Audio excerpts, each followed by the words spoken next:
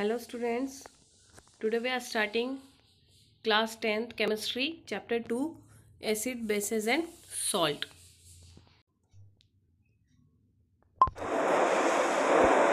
So acid, what is acid? These are sour in taste, means acid क्या होता है, test में सोर होता है, खट्टा होता है. They turn blue litmus to red. Acid क्या करता है, ब्लू लिटमस पेपर को रेड में कन्वर्ट कर देता है.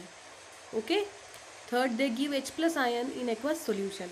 एसिड क्या करता है, एक्वस सोल्यूशन में H प्लस आयन रिलीज करता है, यानी कि जब भी आप एसिड को वाटर में मिक्स करेंगे तो वो H प्लस आयन को क्या करेगा, रिलीज करेगा.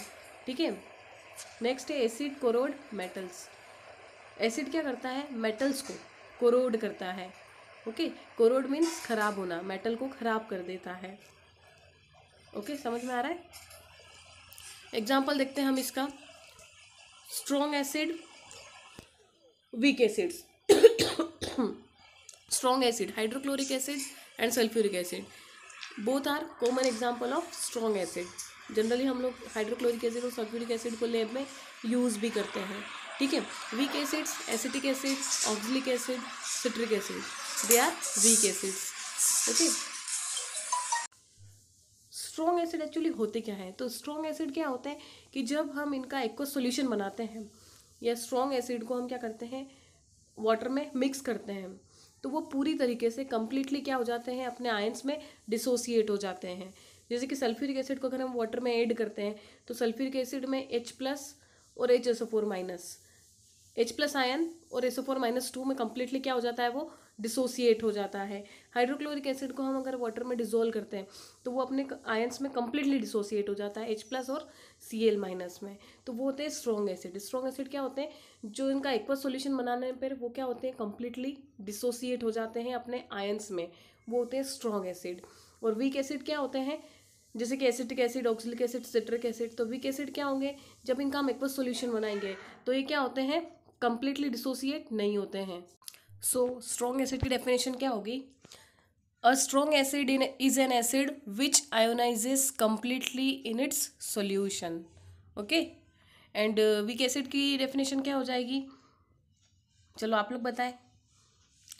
And weak acid is an acid which ionize incompletely in its aqueous solution, that is weak acid.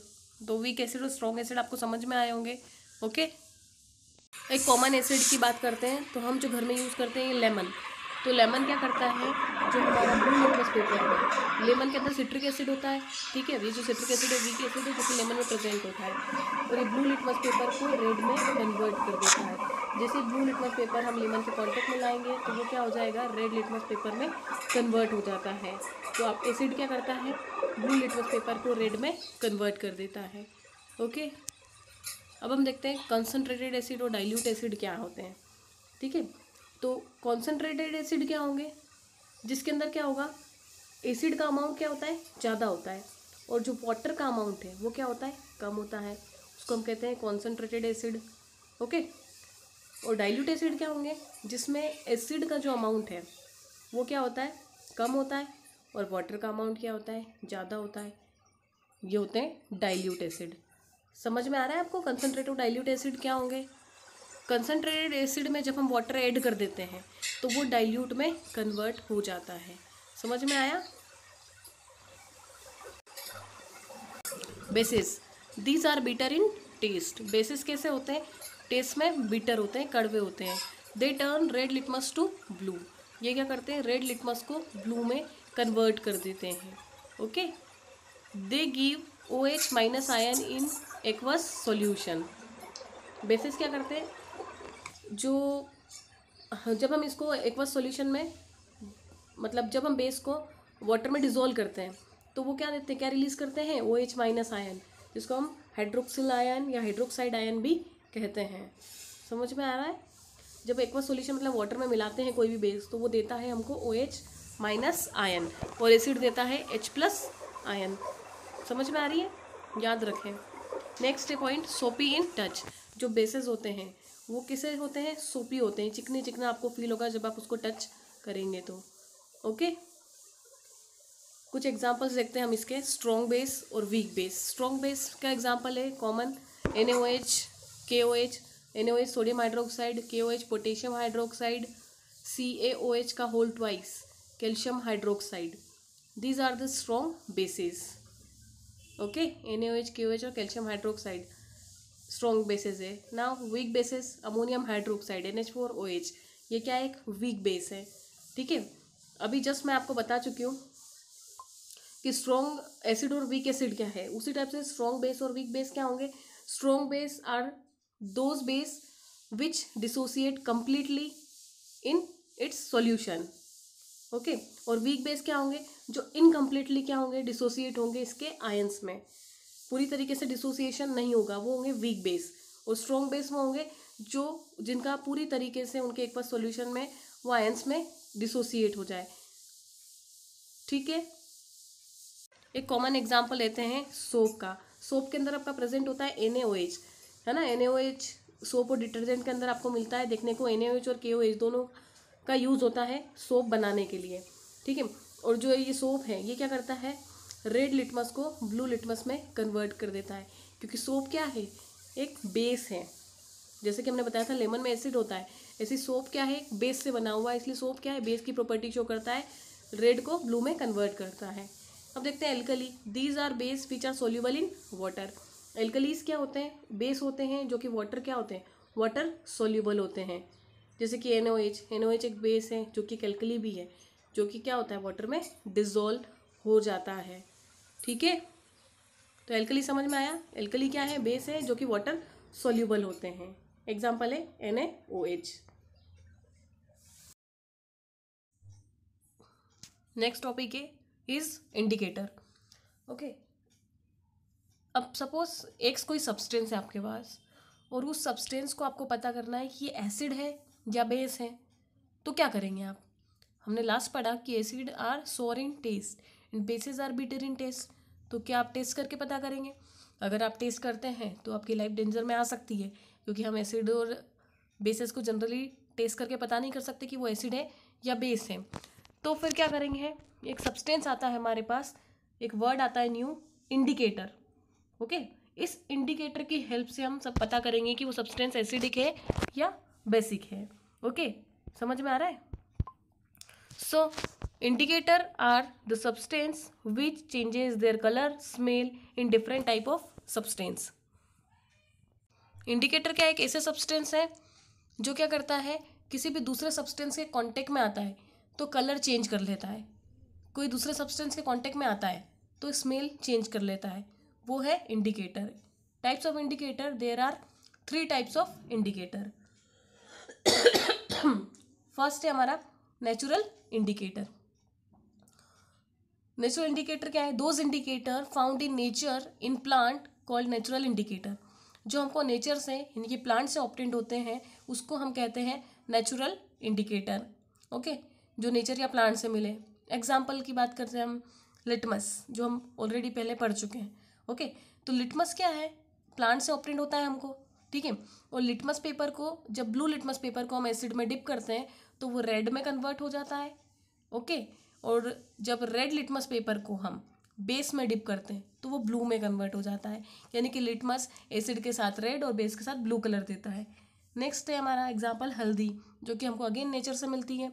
ठीक है, ये एसिड के साथ येलो कलर देती है, यानी कि हल्दी आपकी येलो कलर की होती है और ये एसिड के साथ कोई कलर चेंज नहीं करती, येलो ही रहता है। ठीक है, लेकिन जैसे ही टर्मरिक आपने बेस के साथ यानी कि सोप के साथ मिलाई, सोप भी एक बेस है ना, तो वो रेड कलर में कन्वर्ट हो जाती है। नेक्स्ट है synthetic indicator. Synthetic indicator means they are prepared in laboratory, these are chemical substance. Synthetic indicator is a chemical substance which is prepared in the laboratory.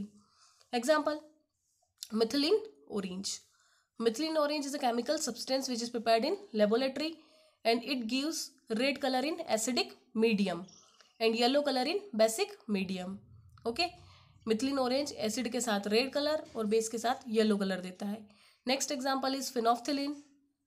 फिनोफ्थिलीन acid के साथ colourless रहता है और बेस के साथ हमारा पिंक कलर देता है। फिनोफ्थिलीन एसिड के साथ कैसा रहता है, कलरलेस, और बेस के साथ पिंक कलर देता है। Phenolphthalein gives pink colour in base and colourless in acidic medium.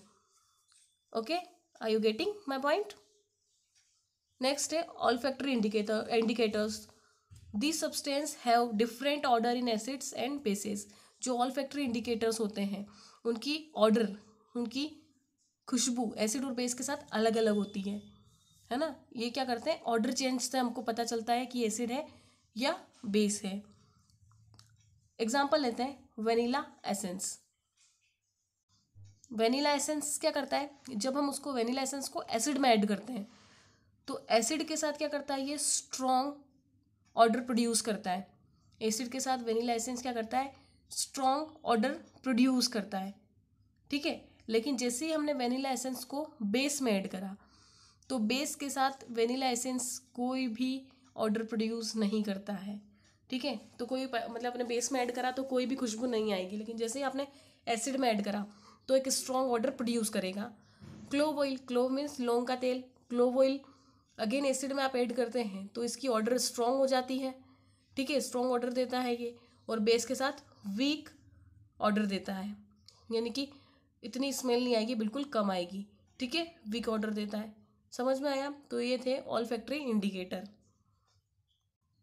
Chemical property of acid and bases. This acid basis की केमिकल प्रॉपर्टीज। फर्स्ट है reaction of metal with acids and basis. हम metal की reaction देखेंगे acid के साथ और base के साथ, कि वो एसिड के साथ क्या प्रोड्यूस कर रहा है और बेस के साथ क्या प्रोड्यूस कर रहा है। Okay, so acid react with metal to produce salt and hydrogen gas. जो एसिड है वो मेटल से रिएक्शन करके सॉल्ट और हाइड्रोजन गैस प्रोड्यूस करता है। हमने एसिड लिया यहाँ हाइड्रोक्लोरिक एसिड, HCl एक एसिड है, जिंक हमने यहाँ मेटल ली है Zn। Hydrochloric acid react with zinc to produce ZnCl2 and hydrogen gas. Okay, जो ZnCl2 है ये क्या है, सॉल्ट है। जिंक मेटल क्या कर रही है यहाँ पे, HCl में से हाइड्रोजन यानी कि H+ आयन को क्या कर रही है, डिस्प्लेस कर रही है और बना रही है ZnCl2। तो ये कौन सी रिएक्शन है, डिस्प्लेसमेंट रिएक्शन, ठीक है। और जिंक क्लोराइड क्या है, सॉल्ट है, ठीक है। समझ में आ रहा है, हाइड्रोजन गैस रिलीज हो रही है इस मेथड में। नेक्स्ट है अब हम देखेंगे बेस रिएक्ट विथ मेटल, कि कैसे बेस के साथ मेटल रिएक्ट करती है। तो again base react with metal to produce salt and hydrogen gas. Base भी क्या करता है, मेटल के साथ रिएक्शन करके सॉल्ट और हाइड्रोजन गैस प्रोड्यूस करता है। NaOH sodium hydroxide react with zinc to produce sodium zincate, Na2ZnO2, this is sodium zincate and this is a salt and release hydrogen gas. क्या कर रहा है, हाइड्रोजन गैस को भी रिलीज कर रहा है। समझ में आ रहा है, ये क्या है आपका सॉल्ट एक तरीके एक। ओके, आपको दोनों रिएक्शन समझ में आई तो क्या पता चलता है, एसिड और बेस दोनों ही मेटल के साथ रिएक्शन करके सॉल्ट और हाइड्रोजन गैस को प्रोड्यूस करते हैं, ठीक है। सॉल्ट बनेगा, जो मेटल आपने लिए उसके रेस्पेक्ट में सॉल्ट बनेगा। ओके, तो अब आपको क्या करना है, अलग अलग एसिड लेने हैं, अलग अलग बेसिस लेने हैं और उनकी अलग अलग मेटल से रिएक्शन करवा के देखनी है और आपको सॉल्ट और हाइड्रोजन गैस रिलीज करवानी है। सॉल्ट बन जाएंगे, बहुत ईजी है, ठीक है। तो ये होमवर्क है आपका, आपको पता है बहुत सारी मेटल्स मैं आपको ऑलरेडी बता चुकी हूँ, कैटायन एनायंस। तो मेटल्स लें, एसिड लें और रिएक्शन करवाएं, मेटल्स लें और बेस लें और रिएक्शन करवाएं, ठीक है। प्रैक्टिस करोगे तो ही रिएक्शंस आएंगे, रिएक्शन इंपॉर्टेंट है, एग्जाम में आती ही हैं। Okay, testing of hydrogen gas. अच्छा, लास्ट रिएक्शन में जो हाइड्रोजन गैस रिलीज हो रही थी उसका टेस्ट कैसे करेंगे। Hydrogen gas release can be tested by bringing burning candle near gas bubbles, it burst with pop sound. क्या होता है, जो हाइड्रोजन गैस रिलीज हो रही है, ठीक है, उस हाइड्रोजन गैस को जो रिलीज हो रही है ना, उसके पास क्या लेकर आएंगे हम, बर्निंग कैंडल, जलती हुई कैंडल पास में लेके आते हैं। तो वो जो बबल है, जो गैस निकल रही है, वो कैसे ब्रस्ट होती है, वो फूट जाती है पॉप साउंड के साथ। पॉप साउंड मतलब एक साउंड के साथ फूटेगी, ठीक है। तो उसके लिए हमको क्या करना पड़ेगा, एक एक्सपेरिमेंट करते हैं, पहले गैस बनानी पड़ेगी हमको। तो हम एक टेस्ट ट्यूब लेंगे, ठीक है, उस टेस्ट ट्यूब में हमने क्या डाला, जिंक ग्रेनुअल्स डाले। ओके, अब क्या करा, ऊपर से हाइड्रोक्लोरिक एसिड हमने ऐड कर दिया, ठीक है। जैसे जिंक ग्रेनुअल्स हाइड्रोक्लोरिक एसिड से क्या करेंगे, रिएक्शन करेंगे। तो रिएक्शन करने पे क्या होगा, धीरे धीरे हाइड्रोजन गैस प्रोड्यूस होगी। अब जैसे हाइड्रोजन गैस प्रोड्यूस होती है तो इस ट्यूब के थ्रू वो कहाँ आ रही है, हम उसको वाटर में पास करवाते हैं, तो वाटर में हमने उसको पास करवाया। अब गैस क्या होती है, वाटर से लाइट होती है, लाइट होने की वजह वो क्या होती है, ऊपर की साइड उठती है ना, बबल्स के फॉर्म में। और जैसे ही आप क्या करते हैं, बर्निंग कैंडल उस बबल्स के पास में लेके आते हैं, तो वो क्या होती है, ब्रस्ट हो जाती है विथ पॉप साउंड। ओके, तो हम ऐसे हाइड्रोजन गैस का टेस्ट करते हैं कि वो हाइड्रोजन गैस है या नहीं। अगर वो कार्बन डाइऑक्साइड गैस होती तो जैसे ही कैंडल आप पास में लेके आते हैं, तो पहली बात तो वो ब्रस्ट नहीं होती इस तरीके से। आपको पता है कि कार्बन डाइऑक्साइड क्या करती है, हमारी कैंडल को बुझा सकती है। ठीक है, तो हाइड्रोजन गैस ही आपकी पॉप साउंड के साथ ब्रस्ट होती है, याद रखें। Okay,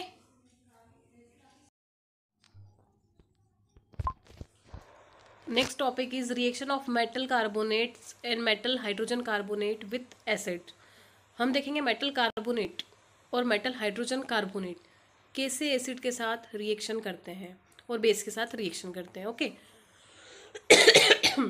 acid react with metal carbonate and metal hydrogen carbonate to produce salt, carbon dioxide and water। जब मेटल कार्बोनेट के साथ एसिड रिएक्शन करता है तो सॉल्ट, कार्बन डाइऑक्साइड और वाटर फॉर्मेशन करता है। सेम टू सेम जब एसिड मेटल हाइड्रोजन कार्बोनेट से रिएक्शन करता है तो भी सॉल्ट, कार्बन डाइऑक्साइड और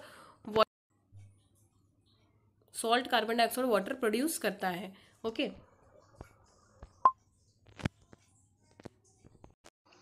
जब hydrochloric acid Na2CO3 sodium carbonate से रिएक्शन करता है तो सोडियम क्लोराइड, कार्बन डाइऑक्साइड और वाटर प्रोड्यूस करता है। जो सोडियम क्लोराइड है वो हमारा क्या है, सॉल्ट है। ओके, समझ में आ रहा है। मेटल हाइड्रोजन कार्बोनेट की रिएक्शन देखते हैं एसिड से, तो HCl क्या है हमारा, यहाँ पर हाइड्रोक्लोरिक एसिड है। मेटल हाइड्रोजन कार्बोनेट क्या है, हमने लिया NaHCO3 सोडियम बाई कार्बोनेट, जो कि बेकिंग सोडा भी कहते हैं इसको। इसकी रिएक्शन जब इससे होती है तो NaCl सॉल्ट बनता है, कार्बन डाइऑक्साइड बनती है और वाटर बनता है। ठीक है, समझ में आ रहा है। तो आप लोग क्या करेंगे, अब थोड़ा सा डिफिकल्ट है, आपको ट्राई करना पड़ेगा तभी आपको आएगा। तो आप क्या करेंगे, अलग अलग एसिड लेंगे, अलग अलग मेटल कार्बोनेट लेंगे और अलग अलग मेटल हाइड्रोजन कार्बोनेट लेंगे और उनकी रिएक्शन करवाएंगे और सॉल्ट और CO2 और वाटर बनेगा हर एक रिएक्शन में। ठीक है, तो ये आपको प्रैक्टिस करने से ही आएगा। जैसे यहाँ सोडियम कार्बोनेट लिया है तो आप ले लो zinc carbonate, calcium carbonate, sodium carbonate, potassium carbonate, lithium carbonate, ऐसे बाई कार्बोनेट भी लें और एसिड से रिएक्शन करवा के देखें। नेक्स्ट है बेस। कैसे मेटल कार्बोनेट और मेटल हाइड्रोजन कार्बोनेट बेस से रिएक्शन करता है, तो मेटल हाइड्रोजन कार्बोनेट मतलब मेटल, हम हाइड्रोजन कार्बोनेट को बाई कार्बोनेट भी कह सकते हैं। तो बाई कार्बोनेट और कार्बोनेट बेस से रिएक्शन नहीं करते हैं। Okay, bases do not react with metal carbonate and metal hydrogen carbonate. Bases metal carbonate और मेटल हाइड्रोजन कार्बोनेट से रिएक्शन नहीं करते हैं। ओके, अच्छा, इस रिएक्शन में प्रोड्यूस होने वाली जो CO2 है, CO2 जो है उसको हम कैसे टेस्ट करेंगे, हम कैसे पता करेंगे कि इस रिएक्शन में CO2 निकल रही है। ओके, तो टेस्टिंग ऑफ CO2 यानी कि कार्बन डाइऑक्साइड कैसे प्रोड्यूस हो रही है, हम इसका टेस्ट करेंगे। ठीक है, तो क्या करना है, टेस्ट कैसे करते हैं, बहुत सिंपल है। CO2 can be tested by passing it through lime water, है ना। लाइम वाटर क्या होता है, एक ट्रांसपेरेंट सॉल्यूशन है जिसको, जो किसका है, कैल्शियम हाइड्रोक्साइड का सॉल्यूशन है। जैसे कैल्शियम हाइड्रोक्साइड में CO2 पास करते हैं तो क्या बनता है, कैल्शियम कार्बोनेट का फॉर्मेशन होता है और वाटर बनता है। ठीक है, जो CO2 है वो क्या करती है, कैल्शियम हाइड्रोक्साइड के साथ रिएक्शन करके उसको कैल्शियम कार्बोनेट में कन्वर्ट कर देती है और वाटर प्रोड्यूस करती है।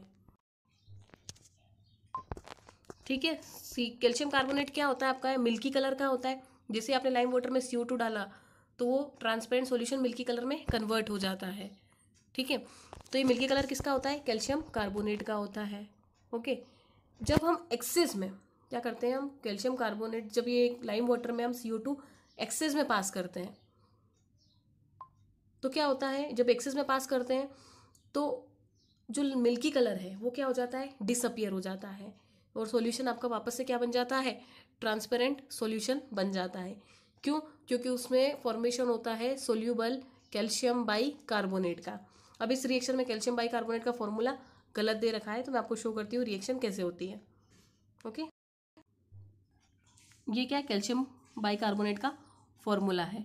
ठीक है। ये कैल्शियम बाइकार्बोनेट क्या होता है, वाटर सॉल्यूबल होता है, तो ये वाटर में क्या हो जाता है, घुल जाता है, जिससे सॉल्यूशन आपका कैसा बन जाता है, ट्रांसपेरेंट बन जाता है।